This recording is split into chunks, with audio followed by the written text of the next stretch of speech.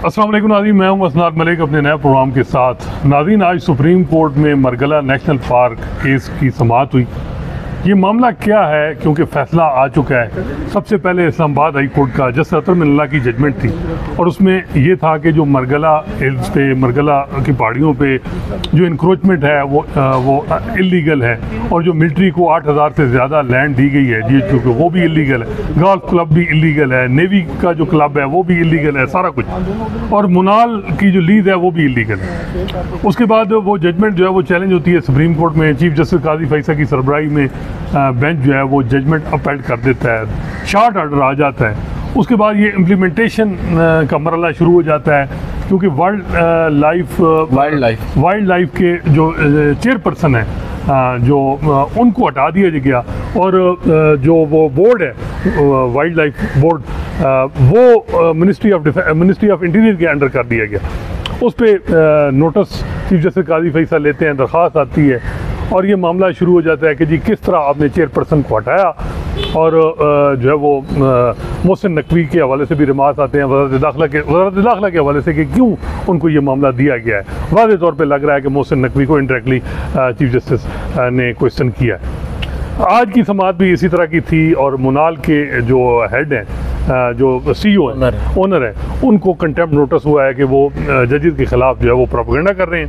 तो मेरे साथ अदील सरफराज हैं जिन्होंने कार्रवाई आज सुनी, तो इनसे पूछते हैं कि अदील साहब, बहुत शुक्रिया। आज की जो समाअत हुई है इसमें एक मरतबा फिर, क्योंकि नाज़रीन को 25 डायरेक्शन में से सिर्फ एक डायरेक्शन और चेयरपर्सन को हटाने का मामला वो उठाया गया। वो उठाया अलग बात है, चेयरपर्सन शाम को वाक वो चले, वो चीज़ को अच्छा नहीं वो चले वो ठीक है, फिर वो उसको छोड़ देते हैं। वो आज यहाँ पर मालूम हुआ है, वो जो रायना गालिबन उनका नाम है, उन खातून का जो चेयरपर्सन थी सर, वो बोनाफाइडी यानी वो बगैर पैसों के उस प्रो बोनो काम कर रही थी। उन्होंने कोई पैसे अरसे से हैं वो मेरे ख्याल से 3 साल से 3 साल हो गए, 3 साल ज़्यादा अर्सा हो गया। नहीं, मेरा ख्याल है 3 साल से। अच्छा, वो क्योंकि यहाँ पर सेक्रेटरी ने बताया था, तो एग्जीक्यूटिव ने हटाया, तो एग्जीक्यूटिव की अथॉरिटी नहीं है। वो देखें ना, ये समझते हैं कि शायद इनके फैसले को इम्प्लीमेंट ना करने की वजह से, उसको ना करने के लिए उनको हटाया गया है और इसी वजह से हुकूमत वक्त जो है वो पीछे हटी है। उन्होंने ना सिर्फ उस चेयरपर्सन को दोबारा बहाल कर दिया है, बल्कि वो जो मुंतकिल किया गया था वाइल्ड लाइफ बोर्ड को क्लाइमेट चेंज से वज़ारत दाखिला को, वो भी वापस ले लिया। अब यहाँ पर एक चीज़ अच्छी है जो मैं अप्रिशिएट कर रहा हूँ कि चीफ जस्टिस काजी फैसल साहब ने इसी पर इक्तिफा नहीं किया। उन्होंने ये सवाल ज़रूर रखा है कि भाई ये भी तो बताएं कि इन द फर्स्ट प्लेस ये क्यों किया गया, मुंतकिल क्यों किया गया। उस पर अटॉर्नी जनरल साहब ने ये कहा है कि वो तहरीरी शक्ल में अदालत के सामने कुछ मारूजात रख देंगे, अदालत को वाजे कर देंगे। आज एक मरतबा फिर उन्होंने जो सेक्रेटरी काबीना है, ये वज़ारत दाखिला किसके अंडर है? ये सर एक्चुअल में या प्रैक्टिकली आप नहीं, प्रैक्टिकली बताएं। मोहसिन नकवी साहब और मोहसिन नकवी साहब और नून लीग के तल्लुकात ठीक है? सर अल्लाह ही, क्योंकि मोहसिन नकवी साहब के सबको पता है कि मोहसिन नकवी को टारगेट करना है, इसका मतलब है कि आप, क्योंकि वो जाने जाते हैं कि एस्टैब्लिशमेंट के करीब है, तो थोड़ा बहुत नून लीग भी नाराज़ है। क्या ये नून लीग को थोड़ा सा के एक तरीका होता है कि थोड़ा सा स्पेस दी जाए रिमार्क्स दे के, ताकि जब रिमार्क्स आएंगे मोहसिन नकवी के खिलाफ थोड़ा बैकफुट पे वो जाएंगे?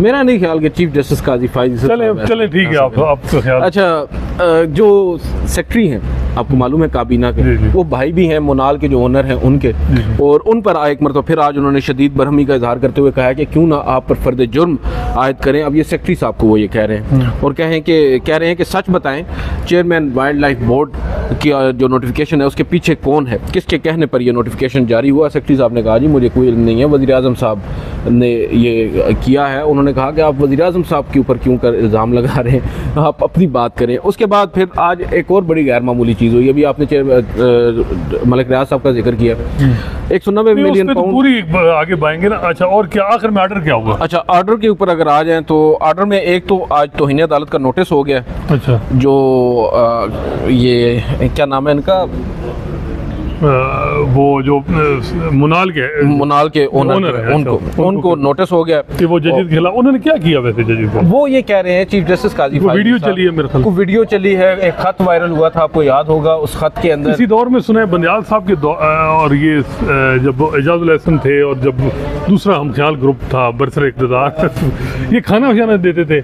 हाँ, मुनाल से ही आता था। हाँ, यहाँ पर सुप्रीम कोर्ट में हमने भी मुखालिफ कैंप के वो करीब थे। अच्छा, बहरहाल अब वो उनके ताल्लुकात थे या वो इंतजामी साइड पर वो फैसला हुआ था, ये तो हमें नहीं मालूम।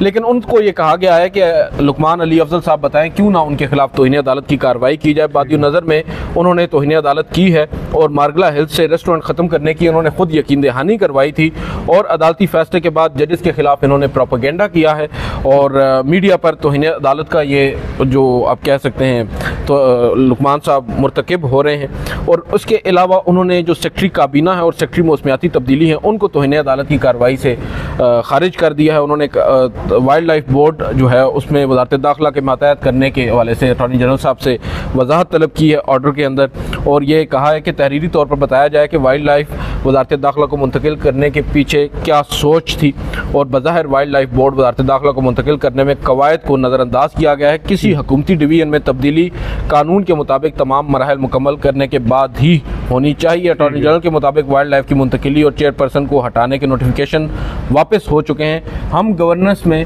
शफाफियत चाहते हैं, और वो ये कहते हैं ये अदील मुझे बताएं कि चेयरपर्सन ठीक है, मतलब एक प्रोसेस होता है, कोई टेन्योर बेस पे ये अपॉइंटमेंट होती है, ये टेन्योर है कि उससे पहले उनको रिमूव किया गया। वो ये यहाँ पर जो ग्राउंड लिया गया था वो ये था कि भाई 3 साल वो कि इनकी टेन्योर नहीं होती, ये नई वैकेंसी को क्रिएट की गई थी, लेकिन 3 साल जो है उनके हो चुके थे, इस वजह से उनको फारिग किया गया था और नए चेयरमैन की अपॉइंटमेंट का अमल शुरू किया गया था, जिस पर चीफ जस्टिस काजी फायज़ ईसा साहब ये समझते थे कि ये शायद अदालती फ़ैसला आने के बाद, क्योंकि वो she was the petitioner in this case, तो उनको उनसे बदला लिया गया है, और फिर जो ग्राउंड रियलिटीज़ हैं वो भी सपोर्ट करती हैं ना इस आर्ग्यूमेंट को। नहीं तो आप मुझे ये बताएं 12 जुलाई के फैसले के बाद अगर कोई लोग जो हैं जिनको डिपुटेशन पे टाइम पूरा हो गया, मुझे ये बताएं 5 साल कहते हैं ना, आज पता चला कि 10 साल से लोग डिपुटेशन पे इलीगली यहाँ सुप्रीम कोर्ट में थे।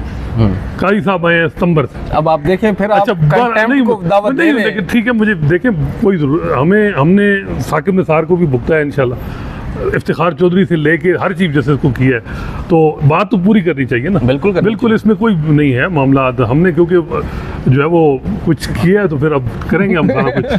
अच्छा वो मुझे बताएं कि 12 टाइमिंग की बात कर रहे हैं ना, तो 12 जुलाई के बाद रिसर्चर और ड्राइवर इकट्ठी होती है चीफ जस्टिस जो है वो, या जो रजिस्ट्रार हैं वो जज से पूछ के ये करते हैं, वो सारा कुछ बताते हैं। हाँ, क्या वो फिर नोट लिख दें जज कि भाई आपने 12 जुलाई के फैसले के बाद इतना कुछ कर रहे हैं, और ADR कमेटी से रिकंस्टिट्यूट कर रहे हैं, जैसे मंसूर अली शाह को हटा रहे हैं, और इधर आप चेयरपर्सन की बात इतनी जल्दी हो रही है, तो हसीन इम्तजाज नहीं है, वह क्या खुला तजाद नहीं है, वो सिविल बड़ाई साहब कहते हैं। सर बात तो आपकी दुरुस्त है काफ़ी हद तक। यहाँ पर जो उन्हें ज़्यादा हो रहा है वो ये कहते हैं कि भाई डेपुटेशन के ऊपर लोग आए हुए हैं 10-10 साल से यहाँ पर। बिल्कुल गलत है और होना चाहिए, वापस करना है, लेकिन 12 जुलाई की टाइमिंग के ऊपर, मैं तो खुद टाइमिंग के ऊपर ही सवाल उठाया था, और यहाँ टाइमिंग की बात हो रही है ना, यहाँ पर बिल्कुल आपने इसको सही जोड़ा है, लिंक किया है, चेयरपर्सन की टाइमिंग की बात हो रही है। तो अब देखें यहाँ पर हमारा भी तो बुनियादी सवाल टाइमिंग का ही है कि आप इस वक्त ही क्यों कर आप कर रहे हैं, गो कि नहीं रिकंस्टिट्यूट कमेटी आपने की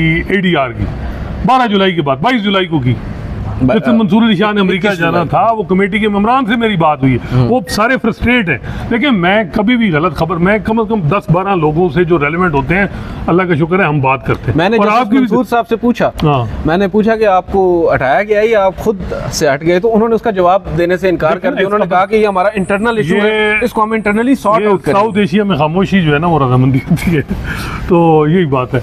अच्छा चलें, तो ये बात ठीक है। अच्छा ये मॉन्यूमेंट भी बन रहा है सुप्रीम कोर्ट के, आज वैसे मौसम बड़ा प्यारा है, तो इसकी अप्रूवल CDA से ली गई यार। देखें ना, अब आप supreme court full court bank से फुल कोर्ट काई साहब ये कह रहे हैं, मैं नहीं कह रहा, फुल कोर्ट मीटिंग हुई है कि नहीं?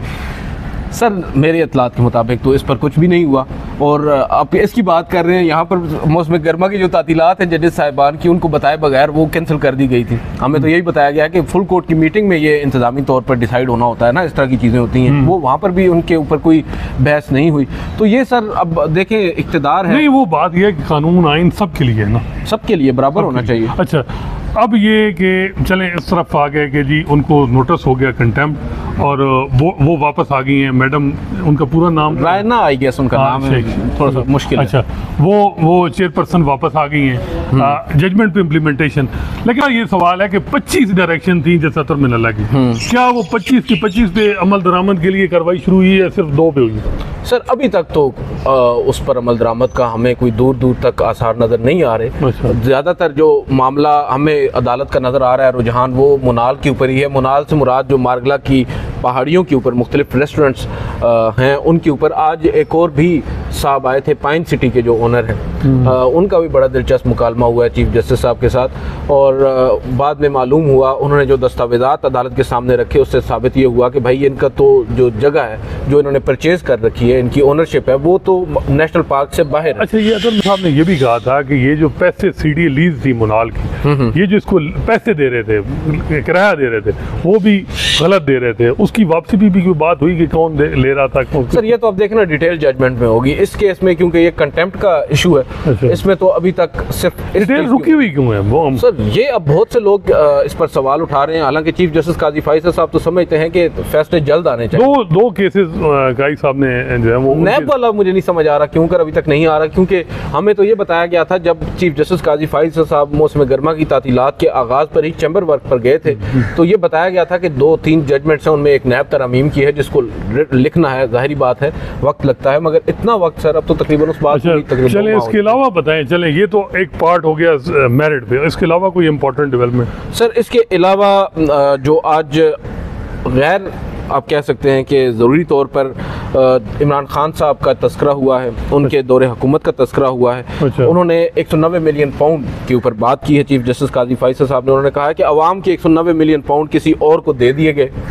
एक तो चोरी करो फिर हुकूमत भी उस चोर पर पर्दा डाल देती है। वैसे मुझे ये बताएं, सुप्रीम कोर्ट के वो चीफ जस्टिस साहबान को भी कटहरे में नहीं लाना चाहिए जिन्होंने वो इलीगल पैसा, मनी लॉन्ड्रिंग वाला पैसा सुप्रीम कोर्ट में एंटरटेन किया? बिल्कुल होना चाहिए। और सुप्रीम कोर्ट के किसी जज ने उस वक्त खत क्यों नहीं लिखा इस पर? सारी चीज़ें तो आ गई थी ना, 190 मिलियन पाउंड का मनी लॉन्ड्रिंग का पैसा आ गया था सुप्रीम कोर्ट में, और गुलजार साहब के दौर में आया था।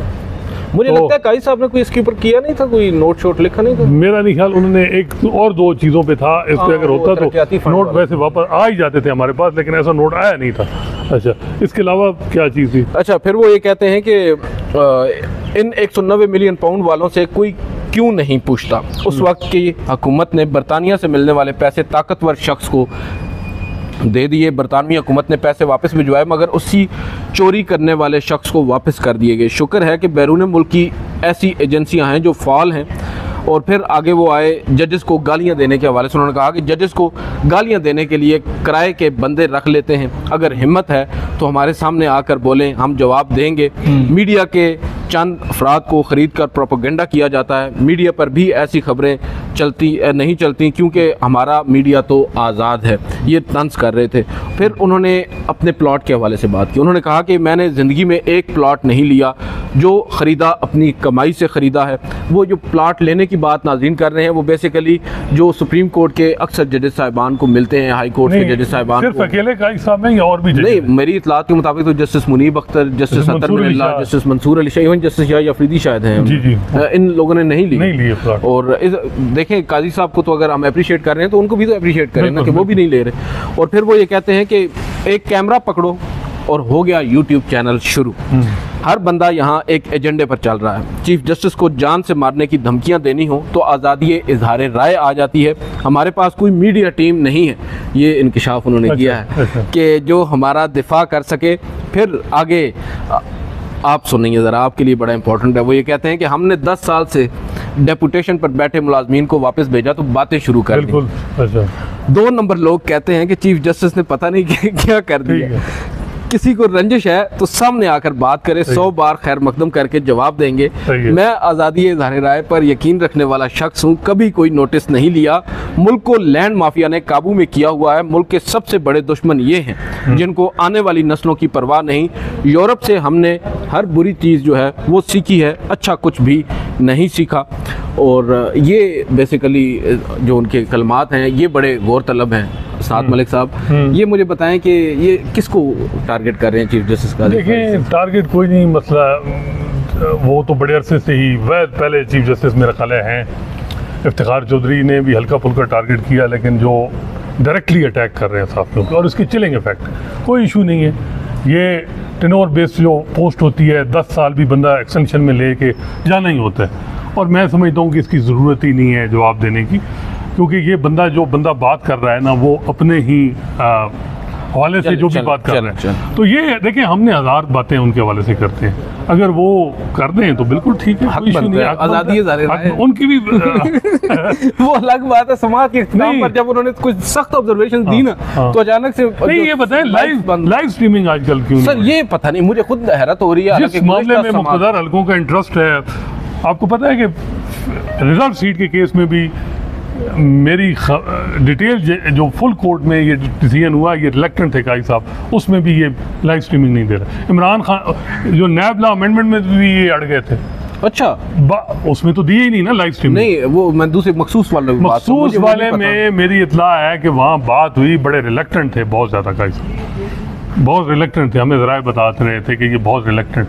देखें, आपको तो क्रेडिट जाता है लाइव स्ट्रीमिंग का, आप क्यों पीछे हट रहे हैं? ज़रा मज़ा लें, क्योंकि हम देखें, हमने तो अल्लाह का शुक्र है, साकिब निसार भी हमसे तंग, गुलजार अहमद भी तंग, उमर अताब बंदियाल साहब भी तंग, लेकिन उमर अताब बंदियाल में एक मैग्नेमिटी थी, जितना मैंने ख्याल में उनको टारगेट किया 10% भी नहीं कहा साहब को। बिल्कुल आपके। और टारगेट देखें, वजह क्या है?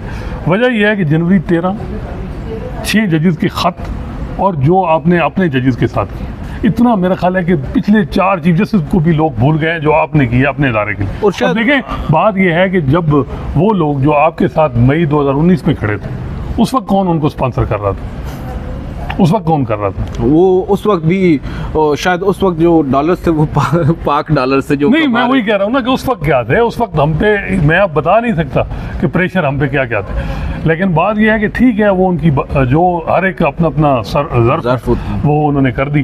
तो अच्छा, फिर उसके अलावा बस यही बातें हुई आज। बिल्कुल, ओवरऑल तो अब समात के इख्तिताम पर भी मुख्तलिफ चंक्स में ना, अब आखिर में बड़ा दिलचस्प किस्सा हुआ कि जब समात का इख्तिताम हुआ, ऑर्डर वो डिक्टेट करवा चुके, तो अचानक से माइक बंद हो गए और चीफ जस्टिस काजी फाइज साहब फिर भी 15 मिनट बोले, और उस वक्त जो वो बोले हैं, जो यहाँ पर हमने चीज़ें लिखी हैं, इससे भी ज़्यादा सख्त बोले, मतलब उन्होंने मीडिया को ही निशाना बनाया, धमकी दी। हाँ, वो कहते हैं कि अब इनफ इज़ इनफ है। अच्छा। अब बर्दाश्त नहीं होगा आप लोगों को, अगर हम डील देते हैं, अगर हम लीनियंसी शो करते हैं, तो इसका मतलब ये नहीं है कि आप हमारे सर पे आकर ये भी एक मेडल ले जाएं काई साहब। असतूर को तो चलें जेल हो गई, तो औरों को भी करवा दें, तो बस अब एक मेडल रह गया, बाकी तो और तो सारे हो गए हैं। मैं तो कहता हूँ सर, इज्जत से घर जाना चाहिए। सबसे ज़्यादा हम उमर अताब बंदियाल, उसके खिलाफ क्या कुछ हुआ? नहीं, तनकीद बर्दाश्त करना उस बंदे के पीछे ख़त्म है सर। मैं तो खुद, हम लोग खुद उनके बड़े नाकिद रहे हैं। इवन तो मुझे याद है, जब आपको याद होगा, सदर अली तूर ने एक व्लॉग किया था बड़ा सख्त उनके खिलाफ, तो उसके बाद एक मीटिंग में, एक डिनर के ऊपर या एक ओवर टेकिंग पर उनसे मुलाकात हो गई असद तूर की, और वो वहाँ पर उनको बड़ी गर्मजोशी के साथ लाइव टेलीकास्ट, जब टीवी पे लोगों ने उनके सासू माँ क्या कुछ तरीका में बातें की, हमने उस लेवल तक भी लोग गए। और जो लाइक माइंडेड वाला मतलब बात हम उनकी बार बार करते थे, हम ख्याल जाए। देखें, बात यह है कि असल मसला ये आ रहा है कि एजेंडा ड्रिवन जो भी चीफ जस्टिस हुआ है ना, तो वो आखिर में ब्लेम मीडिया पे करता है। साकिब निसार ने भी कहता था, आपको याद है जब कई दफ़ा उन्होंने कहा जी फलां अखबार ने गलत हेडलाइन दे दी, फलां ने ये कर दिया। एजेंडा देखें, आप एजेंडे पे पाया तकमील आपका काम है, हमारा काम है उसको क्वेश्चन करना। दूसरी बात यह है कि मुझे ये बताएं, सुप्रीम कोर्ट के अंदर आपको कितनी सपोर्ट है इस मामले में? सबको नहीं पता कि सुप्रीम कोर्ट के अंदर क्या सूरत हाल है। 4 जजेस वापस हर मामले में आ रहे हैं, क्यों नहीं आप साथ बेंच में जैसे सीनियर पुनी का बेंच बिठाते?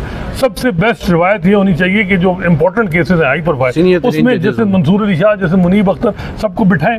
इंटरेस्ट नहीं है, मतलब क्या? आप खुद इस बात के दाई रहे हैं कि सीनियर जजेस पर मुश्तमिल। देखिए, निज़ाम की गारंटी की बात अब जो है ना, वो एक फिक्रा है कि निज़ाम की गारंटी है, वो आप इस्टेब्लिश इस तरह होती है। अब देखें, 3 MNA आपने PTI के फारिग की और उनको कहा ट्रिब्यूनल में चले जाएं, वो रिटर्न कैंडिडेट थे, उनको कहा ट्रिब्यूनल में जाएं, नून वालों को जिता दिए। इसके अलावा जो अभी इलेक्शन ट्रिब्यूनल का मामला जल्दी क्यों आपको पता है उठाया जा रहा है? समर वेकेशन में जो हमारे पास 1 महीने का पूरी कॉल लिस्ट थी, उसमें नहीं था मामला। नहीं था। वजह क्या है?